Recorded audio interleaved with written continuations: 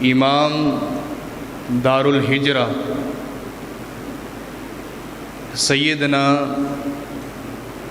انس بن مالک رضی اللہ تعالی عنہ کے بیٹے مالک بن انس رحمہ اللہ کے دور میں وقت کے خلیفہ نے ایک خواب دیکھا۔ وقت کا خلیفہ خواب کیا دیکھتا ہے؟ خواب میں ایک آنے والا آتا ہے سفید لباس میں، باریش بزرگ، آ کر وقت کے خلیفہ کو ہاتھ کے ساتھ اشارہ کرتا ہے۔ ہاتھ کے ساتھ اشارہ کیا انگلیوں کا کھول کر۔ وقت کا خلیفہ صبح اٹھا، تمام معبرین کو جو خواب کی تعبیروں کو جانتے تھے سب کو بلایا اور بٹھا کر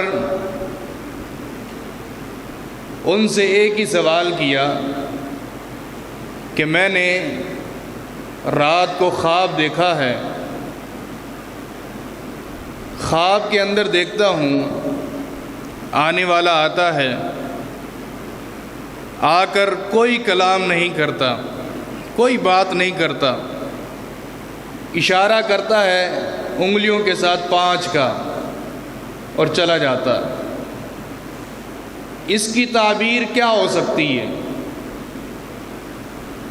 تمام معبرین نے اپنی عقل کے اور علم کے گھوڑوں کو دوڑایا۔ ایک نے یوں کہا کہ آپ کی زندگی کو باقی 5 سال رہ گئی ہیں۔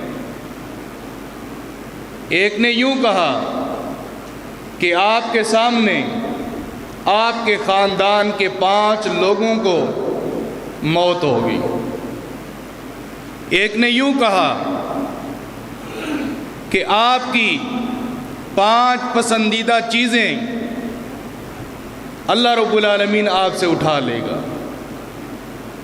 لیکن وقت کے خلیفہ کو کسی کے جواب پر اطمینان نہیں ہوا۔ اچانک اس کے ذہن میں یہ بات آئی، جہاں پر اتنے بڑے بڑے عالم یہ تعبیر دے رہی ہیں، کیوں نہ امام مالک رحمہ اللہ سے اس خواب کی تعبیر پوچھی جائے۔ امام مالک رحمہ اللہ کو بلایا گیا۔ امام مالک رحمہ اللہ آ کر بیٹھ گئے۔ آپ نے آتے ہی سوال کیا، کیونکہ خواب تو سن چکے تھے، آ کر سوال کیا، اے علماء کی جماعت، اے خوابوں کی تعبیر بتانے والے لوگوں، تم نے اس خواب کی کیا تعبیر کی ہے؟ انہوں نے وہی جواب دیا جو وقت کے خلیفہ کو دیا تھا۔ اب امام مالک رحمہ اللہ فرماتے ہیں، فرمایا کہ نہ تو آپ کی زندگی میں 5 سال باقی ہیں، نہ تو آپ کے سامنے 5 لوگوں کو موت ہوگی، اور نہ ہی آپ کی 5 پسندیدہ چیزیں اللہ رب العالمین آپ سے اٹھا لے گا۔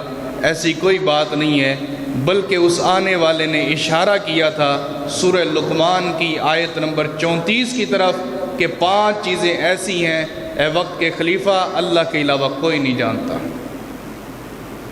اللہ کے علاوہ کوئی نہیں جانتا۔ یہ جتنی بھی تعبیریں کر رہی ہیں یہ جھوٹ پر مبنی ہے، یہ ان کے فلسفے ہیں، یہ ان کی عقل کے معیار ہیں، لیکن یہ خواب کی تعبیر نہیں ہے۔ اب سنیے قرآن مجید کے اندر اللہ نے کیا فرمایا ہے، وہ امام مالک نے کیا اشارہ کیا۔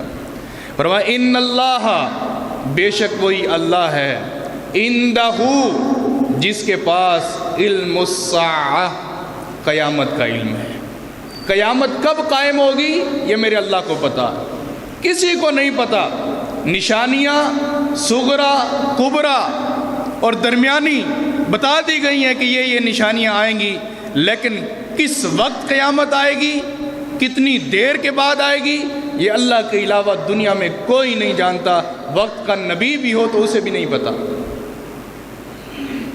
دوسری بات وَيُنَزِّلُ الْغَيْثَ، بارش اللہ کب نازل کرے گا، بارش اللہ کب اتارے گا، یہ اللہ کے علاوہ کسی کو علم نہیں ہے۔ یہ جو دوسری بات ہے يُنَزِّلُ الْغَيْثَ، کہ اللہ کو پتہ ہے کہ بارش کب نازل کرے گا، بس اسی نقطے کو آج انشاءاللہ ہم نے سمجھنا ہے کہ بارش کے متعلق کچھ تباہ کاریاں اور عقائد کی کمزوریاں وہ میں نے آپ کے سامنے رکھنی ہے کہ بارش کی وجہ سے ہمارے معاملات کس طرح بگڑتے ہیں۔ وَيَعْلَمُ مَا فِي الْأَرْحَامِ، تیسرا چیلنج جو اللہ نے دیا ہے وہی اللہ ہے جو جانتا ہے کہ ماں کے پیٹ میں کیا ہے، ماں کے پیٹ میں کیا ہے، وہ اللہ کے علاوہ کوئی نہیں جانتا۔ وَمَا تَدْرِي نَفْسٌ مَاذَا تَكْسِبُ غَدًا، اور کوئی بھی جان دنیا کے اندر، کوئی بھی نفس، کوئی بھی زندہ روح یہ نہیں جانتی کہ آنے والے کل کو میں کیا کماؤں گا، نقصان ہوگا، فائدہ ہوگا، کتنا ہوگا اور کتنا کم اور زیادہ ہوگا، یہ اللہ کے علاوہ کسی کو نہیں پتا کہ آنے والے کل کیا ہونے والا ہے۔ اور اسی طرح اللہ نے آگے چیلنج دیا وَمَا تَدْرِي نَفْسٌ بِأَيِّ أَرْضٍ تَمُوتُ، پانچواں چیلنج، اور امام مالک رحمہ اللہ کا جس کی طرف اشارہ کہ اللہ کے علاوہ کوئی نہیں جانتا کہ یہ زندہ روح جو انسان پھر رہا ہے، جو جاندار پھر رہے ہیں، کسی کو نہیں پتا کہ کس سرزمین پر میری موت واقع ہو۔ پیدا ہوا ڈی جی خان کے اندر، موت کے فرشتے نے اٹھا کے لاہور پہنچا دیا اور وہیں پر جا کر روح کو نکال دیا۔ پیدا ہوا پاکستان کے اندر، اچانک ایسے اسباب بنے کہ فوراً سے پہلے ویزا بھی لگ گیا، میڈیکل بھی ہو گیا، سب کچھ ہو گیا، اور اللہ رب العالمین نے سعودی عرب کی سرزمین پر پہنچاتے ہی عمرہ نہیں کیا، پہلے ہی اللہ رب العالمین نے روح کو نکال دیا۔ یہ سارے اختیار میرے اللہ کے پاس ہیں۔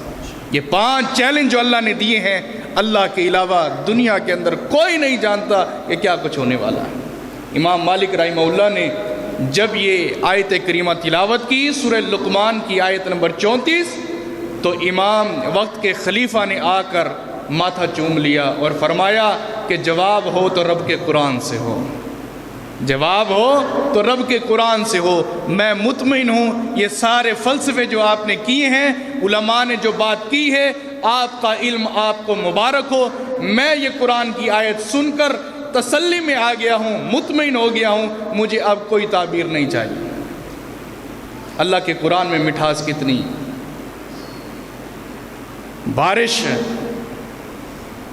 چند دنوں سے اور تقریباً ایک مکمل ہفتہ ہونے والا ہے اور ہو چکا ہے، بارشوں کا سلسلہ جاری و ساری ہے، اور اللہ آسانیاں فرمائے کہ اللہ ہر مسلمان کو نقصان سے محفوظ فرمائے، مالی ہو، جانی ہو، تجارتی ہو، کوئی بھی نقصان ہو، اللہ سب کو محفوظ فرمائے۔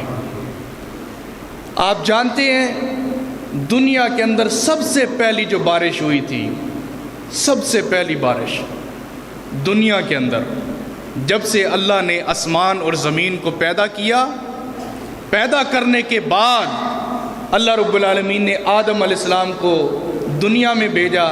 آدم علیہ السلام کے دور میں کوئی بارش نہیں ہوئی۔ یہ بات آج آپ نوٹ کر لیں، یہ کوئی قصہ اور کہانی نہیں ہے۔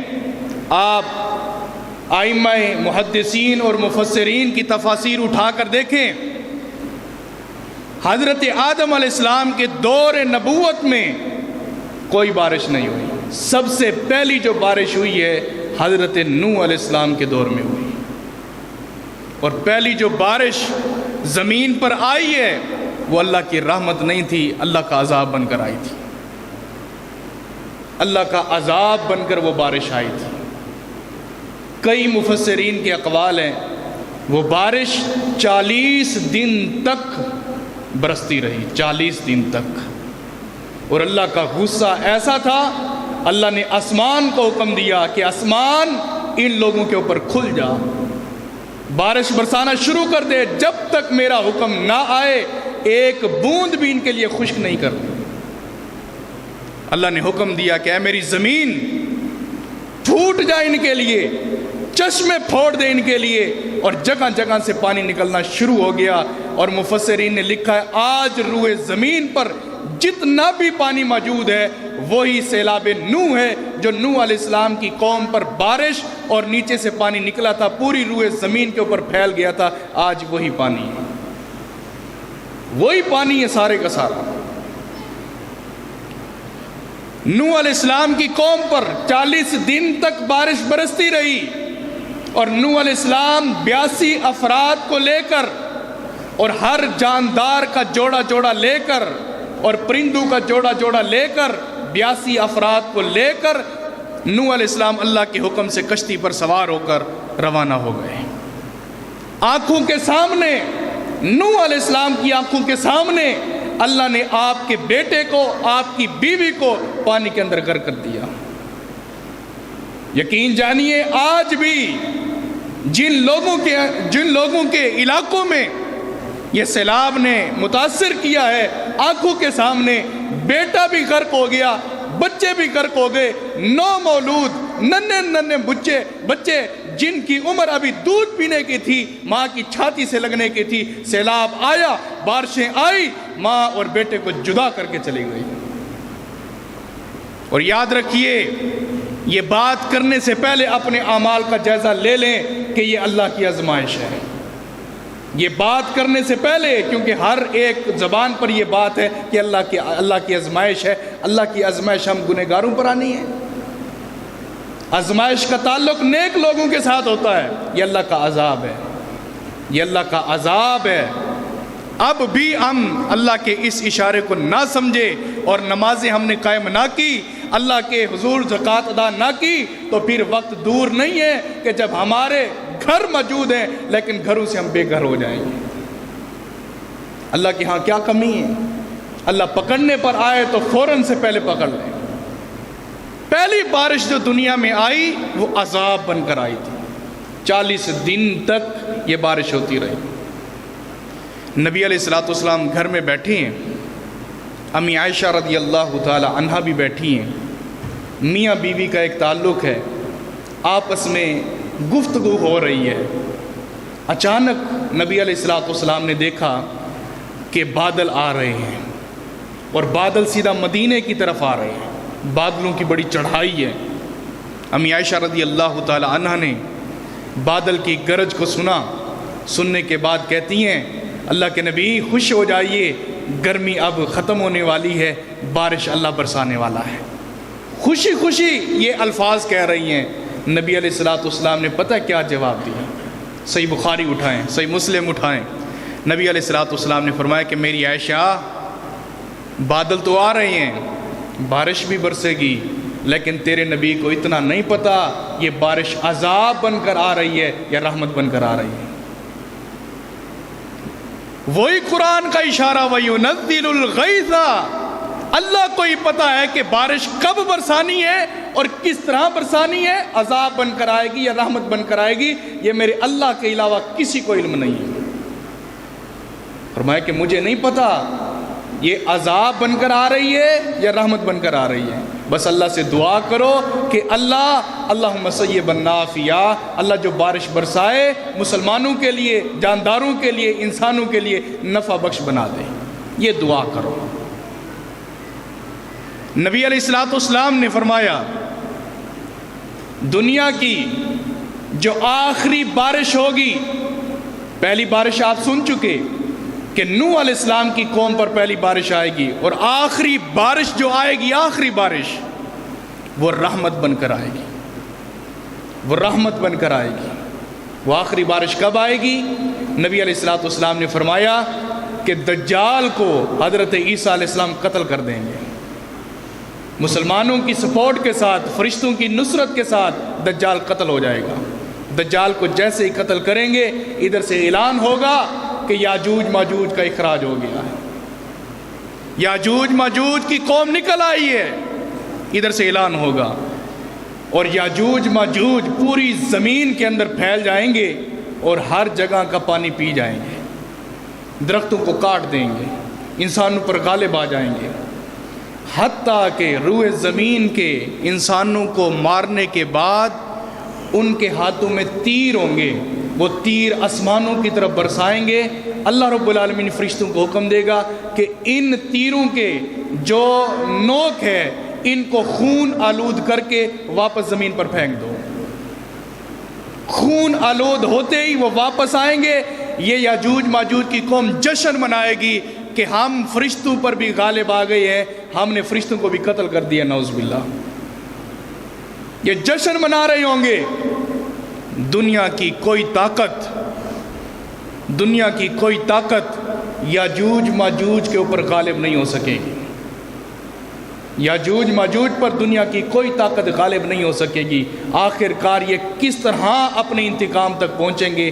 اللہ ان کی گردن میں ایک کیڑا پیدا کرے گا، ایک کیڑا ان کی گردن میں پیدا ہوگا۔ ہر ایک یاجوج ماجوج کے چھوٹے بڑے کی گردن میں ایک کیڑا پیدا ہوگا جو ان کی جان لیوا ثابت ہوگا، سب کو مار کے رکھ دے گا۔ جگہ جگہ پر ان کی لاشیں پڑی ہوں گی، حتیٰ کہ روئے زمین پر اتنی بدبو ہوگی، اتنی بدبو ہوگی۔ نبی علیہ السلام فرماتے ہیں کہ اگر ایک پرندہ اڑے گا اور سوچے گا کہ میں فلانی جگہ پر جا کر بیٹھ جاؤں، اپنی جگہ پر نہیں جا کر بیٹھے گا، راستے کے اندر ہی بدبو کی وجہ سے اڑتے اڑتے مر جائے گا۔ اتنی بدبو ہوگی، اتنی بدبو۔ پھر اللہ رب العالمین رحمت کی بارش نازل کرے گا۔ یہ دنیا کی آخری بارش ہوگی، دنیا کی آخری بارش۔ اللہ رب العالمین بارش برسائے گا، ساری زمین سے ان کا صفحہ ہستی سے ان کا نام نشان بھی ختم ہو جائے گا، بدبو بھی ختم ہو جائے گی۔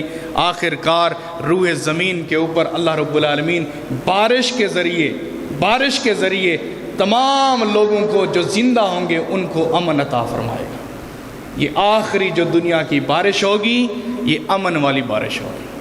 پہلی بارش عذاب بن کر آئی، آخری بارش رحمت اور امن کا درس دینے والی بارش ہوگی، جس کے ذریعے مومن لوگ جو چند ہوں گے، چند ہوا جو چلے گی ہر ایک مومن کے کانوں پر لگے گی، یہ بارش آئے گی، ہر ایک کے دل کے اندر اطمینان پیدا کر دے گی، اور یہ دنیا کی آخری بارش ہوگی۔ یاد رکھیے، بارش کی وجہ سے ہمارے عقیدے برباد ہوتے ہیں، بارش کی وجہ سے ہمارے عقیدے بھی متاثر ہوتے ہیں۔ جہاں پر لوگ گھروں سے بے گھر ہو جاتے ہیں، اولادیں جن کی جدا ہو جاتی ہیں، مال جن کا برباد ہو جاتا ہے، وہاں پر اس کی بھی فکر کریں کہ کہیں ہم اپنے عقیدہ توحید سے ہاتھ تو نہیں دھو کر بیٹھے ہوئے، کہ ہمارا عقیدہ ہم سے نکل تو نہیں گیا۔ سنیے، صحیح بخاری کی حدیث ہے، رسول رحمت صلی اللہ علیہ وآلہ وسلم ایک سفر میں ہیں۔ اس سفر کو کہا جاتا ہے حدیبیہ کا سفر۔ نبی علیہ السلام اپنے صحابہ اکرام کے ساتھ جا رہے ہیں۔ چلتے چلتے نبی علیہ السلام نے ایک جگہ پر جا کر پڑاؤ ڈالا۔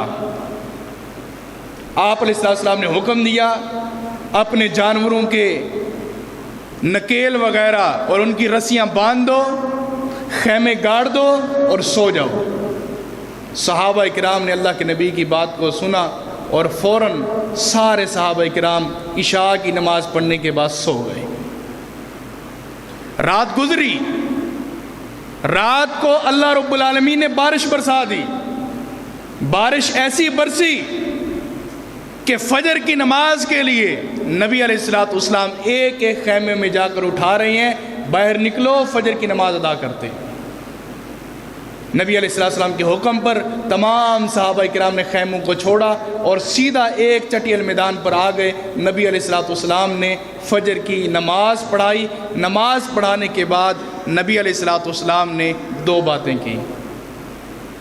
آپ نے فرمایا کہ میرے صحابہ، کیا تم جانتے ہو آج کی رات کی بارش جو ہوئی ہے، اس بارش کی وجہ سے تم میں سے کچھ لوگ ایمان سے نکل کر کفر کی گھاٹیوں میں اتر گئے۔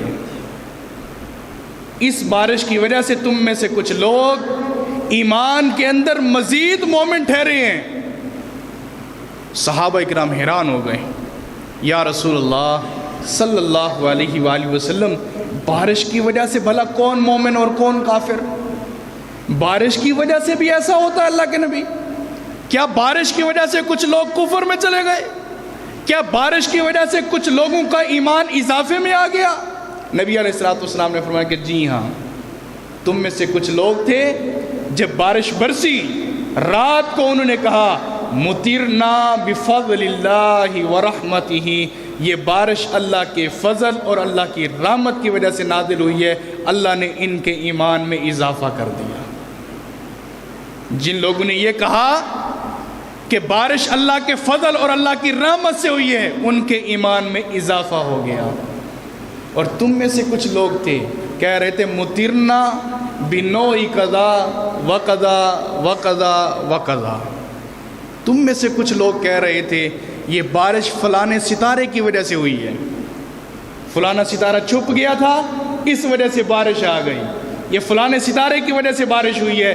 گویا کہ تمہارا عقیدہ اللہ سے ہٹ کر ایک ستارے پر آ گیا تھا، اللہ نے ایمان کی دولت کو چھین لیا۔ میں یہاں رک کر وہ واقعہ جو ہونا تھا 1400 سال پہلے ہو چکا، اب بھی وہی باتیں ہماری قوموں کے اندر موجود ہیں۔ آپ نے صحن میں سونا ہو، یقین جانیے سب سے پہلے آسمان کو دیکھتے ہیں، سب سے پہلے آسمان کو دیکھتے ہیں، چھوٹا بڑا مرد عورت بزرگ آسمان کی طرف بادل کو نہیں دیکھے گا بلکہ ستاروں کو دیکھے گا کہ ستارے نکلے ہیں یا نہیں نکلے، نکلے ہیں تو موسم ٹھیک ہے، نہیں نکلے ہیں تو بارش ہوگی۔ یہ وہی فلسفہ ہے جو ان لوگوں کا تھا، اور اللہ کے نبی علیہ السلام نے تنبیہ فرمائی تھی خبردار ایسی بات دوبارہ نہیں کرنی۔ اور دوسری بات، بارش کے اس موسم میں، کیونکہ بارشیں تو ٹھہر گئی نا، بارش کے ان موسم میں گھر سے نوجوان نکلا چینی لینے کے لیے، چینی دودھ لینے کے لیے، دکان پر پہنچا، بارش کے کیچڑ میں چلتا ہوا وہاں پر پہنچا اور دکاندار کو چینی لینے سے پہلے یہ کہا آج تو بڑی بارش کرا رکھی ہے۔ کہتے ہیں کہ نہیں کہتے؟ کال آئی آپ کے پاس، بھائی اتنی دیر ہو گئی، آپ نے مجھے کہا تھا کہ میں آؤں گا، آئے کیوں نہیں؟ یار تو نے تو دیکھا تو ہے، تو نے بارش کرا رکھی ہے، میں کیسے آؤں؟ کون ہوتا ہے وہ بارش کرانے والا؟ ایک بوند کے قطرے کا بھی مالک نہیں ہے جس کو آپ کہہ رہے ہیں کہ بارش کرا رکھی ہے۔ اتنا بڑا عقیدہ، اور منٹ کے اندر کیچڑ کی وجہ سے بوندوں کے قطروں کے اوپر عقیدہ ہی ہمارا تبدیل ہو گیا۔ کیا ہم نے کبھی توجہ کی ہے اس عقیدے کے اوپر؟ یاد رکھیے بارش کا اختیار صرف ایک اللہ کے پاس، اللہ کے علاوہ کسی کے پاس نہیں۔ بارش کب برسائے، کیوں برسائے، کس وجہ سے برسائے، یہ میرے اللہ سے کوئی سوال نہیں کر سکتا۔ تارے نکلے نہ نکلیں، ستارے آئے نہ آئیں، بادل گرجے نہ گرجیں، وہ مالک ہے، بغیر اسباب کے اور بغیر بادلوں کے بھی وہ اللہ بارش برسا سکتا ہے۔ اللہ سے کون ہے پوچھنے والا؟ اللہ فرماتا ہے ان سے جا کر کہو کہ یہ ایک بوند کے بھی مالک نہیں ہے، ایک بوند کے، اور بوند کی اوقات کیا ہے جو مالک اتنا بڑا چیلنج دے رہا ہے کہ انہیں کہو کہ یہ ایک بوند کے بھی مالک نہیں ہے، اور آپ نے پوری بارش ایک دکاندار کے ذمہ لگا دی۔ یار بڑی بارش کرا رکھی۔ اور کئی لوگ، میں نے اپنی کانوں سے سنا ہے، کئی لوگوں نے یوں بھی کہا، کچھ دن پہلے ہلکی سی بارش آئی، بارش کی چند بوندیں زمین پر گری، فجر کی نماز ہم نے پڑھی، فجر کے بعد ایک بندے نے بتایا، اس نے کہا کہ رات ہم بیٹھے ہوئے تھے، بارش برسی اور ختم ہو گئی۔ بندے نے کہا کہ اللہ کیسا مذاق کر رہا ہے، یہ کوئی بارش ہے؟ اللہ کیسا مذاق کر رہا ہے۔ استغفر اللہ، نعوذ باللہ، نقل کفر نباشت، کتنی بڑی بات کہی اللہ کو۔ اور مذاق ٹھٹے کرنا بے وقوفوں کا کام ہوتا ہے، اور اللہ تو ان چیزوں سے مبرہ ہے اور پاک ہے۔ سبحان اللہ و بحمدہ سبحان اللہ العظیم، اتنی بڑی بات کر دی۔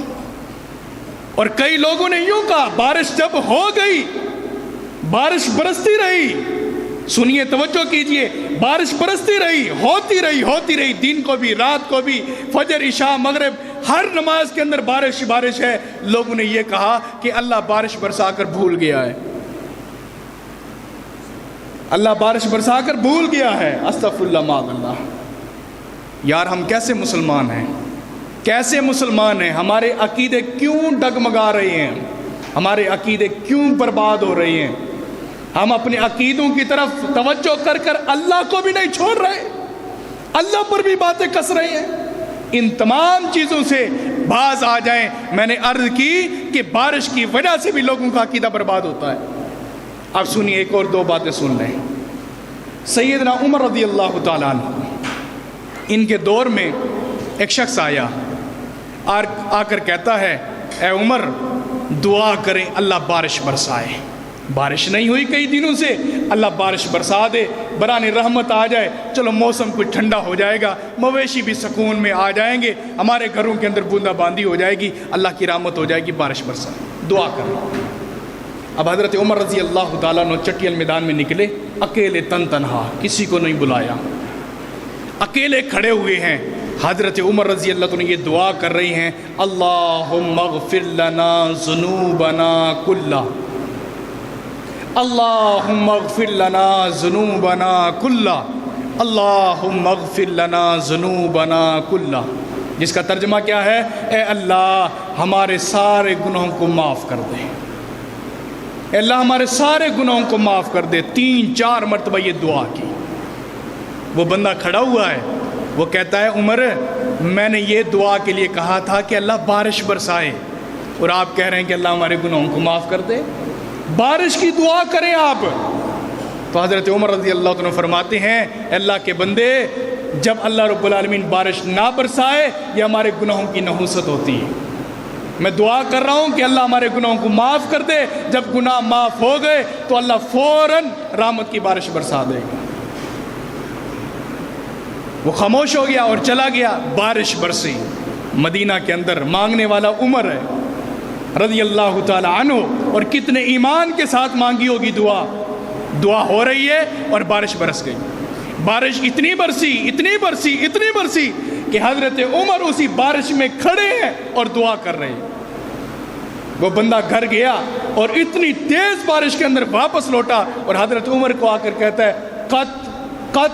قط یا عمر، عمر بس کیجئے، آپ نے بارش بہت برسا دی۔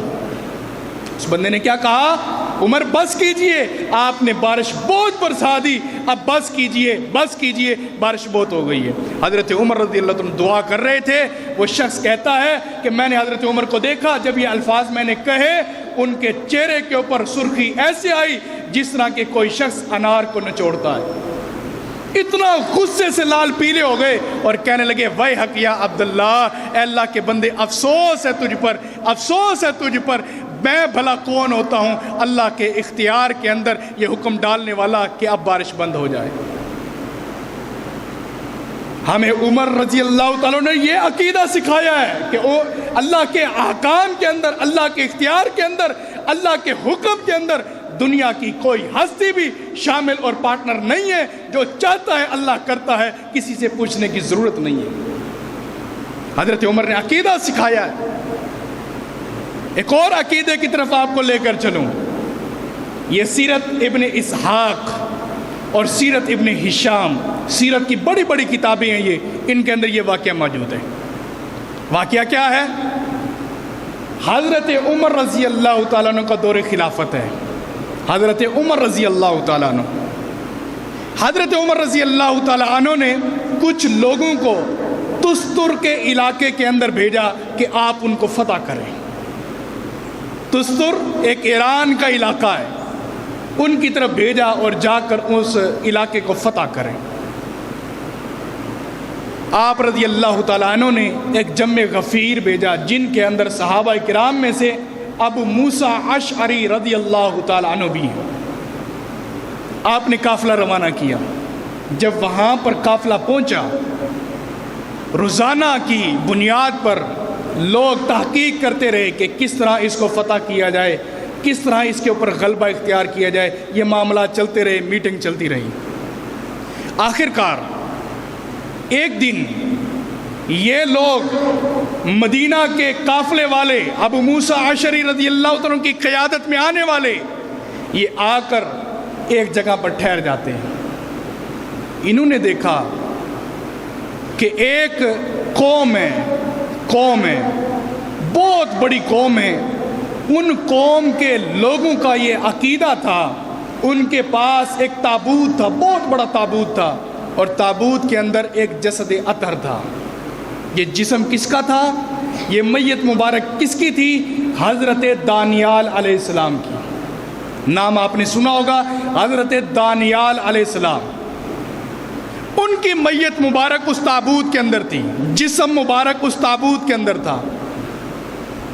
کیونکہ کافی دن ہو گئے تھے یہ دیکھ رہے تھے معاملات کو مدینہ کے رہنے والے، انہوں نے دیکھا کہ بارش کے لیے یہ قوم کے لوگ اس تابوت کو لے کر باہر نکلے ہیں، اور آسمان کی طرف نگاہ اٹھائی ہے، اور نگاہ اٹھاتے ہی بارش ہو گئی ہے، بارش ہو گئی ہے۔ ابو موسیٰ اشعری رضی اللہ تعالیٰ عنہ حیران ہوئے، پوچھا کہ تم نے اس تابوت کو نکالا، پہلا یہ سوال، یہ تابوت کس کا ہے؟ یہ تابوت کس کا ہے؟ انہوں نے بتایا یہ تابوت حضرت دانیال علیہ السلام کا ہے۔ ایک بزرگ ان میں سے نکلا، اس سے پوچھا کہ آپ جانتے ہو یہ تابوت کتنا عرصہ پہلے کا ہے؟ انہوں نے کہا بیٹا میں نہیں جانتا، اتنا پتہ ہے کہ 300 یا 400 سال پرانا تابوت ہے۔ آپ کہیں گے قاری صاحب، سلفی صاحب، یہ کیسے ہو سکتا ہے کہ 300-400 سال تک ایک میت اس طرح بالکل اس کو کوئی کیڑے مکوڑے نہ کھائیں اور بالکل پاک صاف رہے؟ یہ حدیث سن لیجئے، اللہ کے نبی صلی اللہ علیہ وسلم کا فرمان ہے کہ اللہ رب العالمین نے اس زمین پر انبیاء کرام کے جسم کو حرام کیا ہے۔ یہ زمین انبیاء کرام کے جسم کو نہیں کھا سکتی، یہ انبیاء کرام کا ایک خاصہ ہے، یہ اللہ کی طرف سے ان پر انعام ہے، وہ اتنی پاک جسم ہے کہ زمین کی مٹی اور کیڑے مکوڑے نہیں کھا سکتے۔ جس طرح زمین پر رکھا گیا ہے اسی طرح ہی قیامت کے دن اٹھا لیے جائے گی۔ یہ بات واضح ہو گئی؟ اب سنیے، اچھا تم نے اس کو نکالا، زمین پر رکھا اور آسمان کی طرف نگاہ اٹھائی اور بارش ہو گئی۔ انہوں نے کہا کہ ہمارا یہ عقیدہ چلا آ رہا ہے، ہم یہ اسی عقیدے کے اندر ہی مبتلا ہیں، ہمارے بڑے بھی اسی طرح بارش مانگتے تھے۔ یہ تابوت ہم نکالتے ہیں، آسمان کی طرف نگاہ اٹھاتے ہیں، اللہ سے یہ بات کرتے ہیں اللہ یہ دانیال علیہ السلام اس کے جسم کا تجھے واسطہ ہے، تو بارش برسا دے، بارش ہو جاتی ہے۔ انہوں نے فوراً خط لکھا، کس کو؟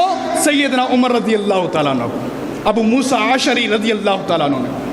خط لکھنے کے بعد کئی دنوں کے بعد مدینہ کی سرزمین پر یہ خط پہنچا، اور حضرت عمر رضی اللہ عنہ، کیا بات ہے عمر کی، حضرت عمر جیسا کوئی دانا انسان، حضرت عمر جیسا عقل مند انسان دنیا کے اندر کون ہو سکتا ہے؟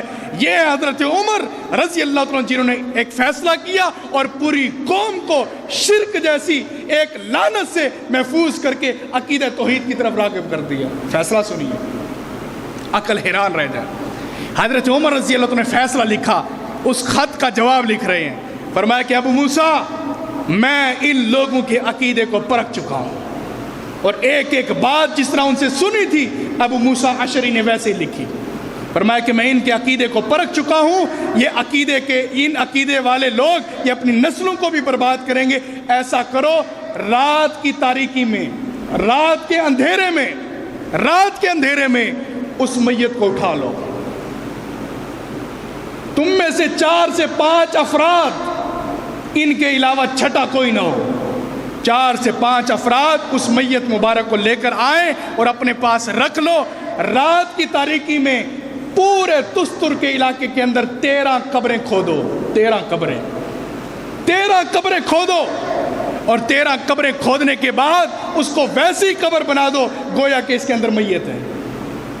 ہر ایک قبر کو ایسے کھودو، اور حضرت دانیال علیہ السلام کی قبر کو تستر کی جو فلانی دیوار ہے اس دیوار کے نیچے دفنا دو اور زمین کے برابر کر دو، کسی کو پتہ ہی نہ چلے کہ یہاں پر قبر ہے، یہاں پر میت مبارک ہے یا ویسے ہی زمین ہے۔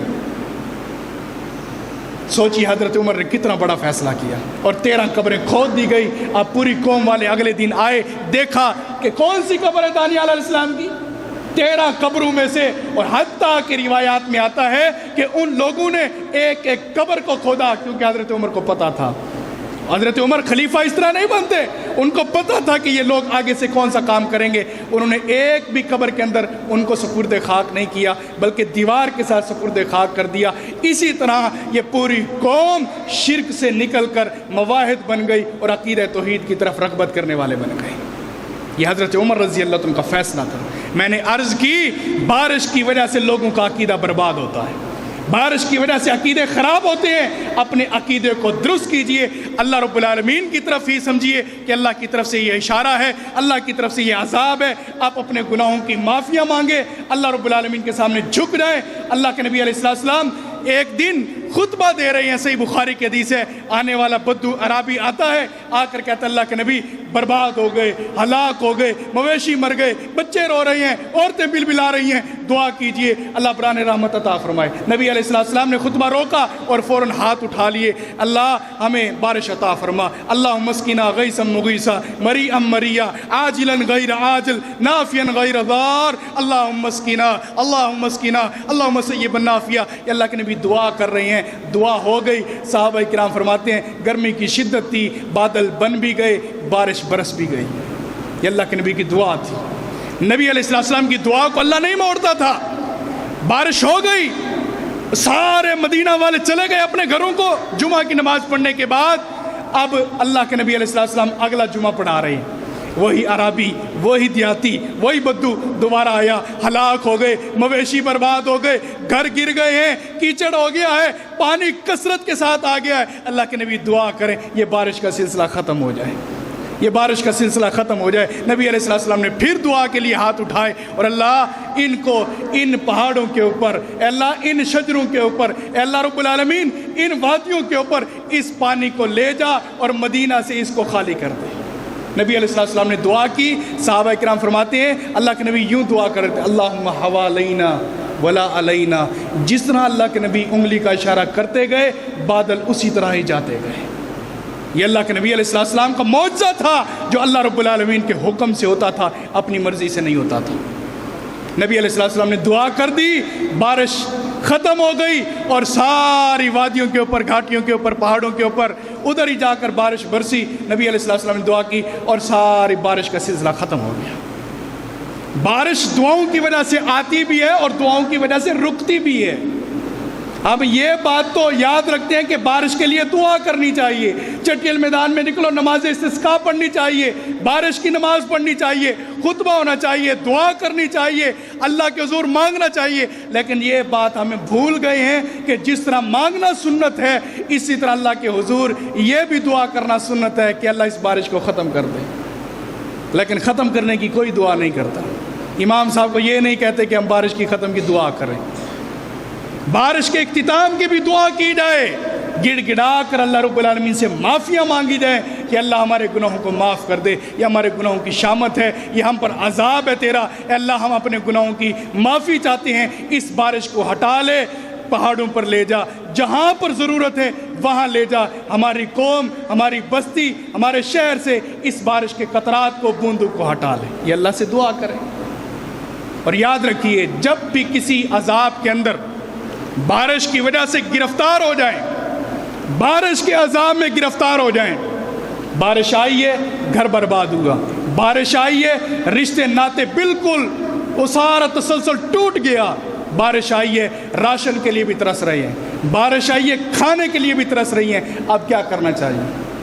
اب کیا کرنا چاہیے؟ صحیح بخاری کی حدیث آپ نے نہیں پڑھی، آپ کے کانوں سے وہ نہیں گزری، آپ کی آنکھوں سے وہ نہیں گزری، حدیث جس کے اندر نبی علیہ السلام نے 3 غار والوں کا ذکر کیا، 3 غار والوں کا اللہ کے نبی نے ذکر کیا، اور نبی علیہ السلام نے فرمایا گھر سے نکلے تھے، مزدوری کے لیے نکلے تھے، راستے کے اندر بارش آئی، ایک غار کے اندر چھپ گئے، غار میں جیسے ہی چھپے تیز آندھی طوفان کی وجہ سے اس کا دروازہ بند ہو گیا، جو ایک خلا تھا وہ بند ہو گیا، اوپر آ کر پتھر ٹھہر گیا، اب یہ اپنی زندگی سے مایوس ہو گئے۔ اب انہوں نے یہی سمجھا کہ اب اگر کوئی شخص گھر سے نکلے ہمیں تلاش کرنے کے لیے تو ہمیں تلاش نہیں کر سکتا. کیوں؟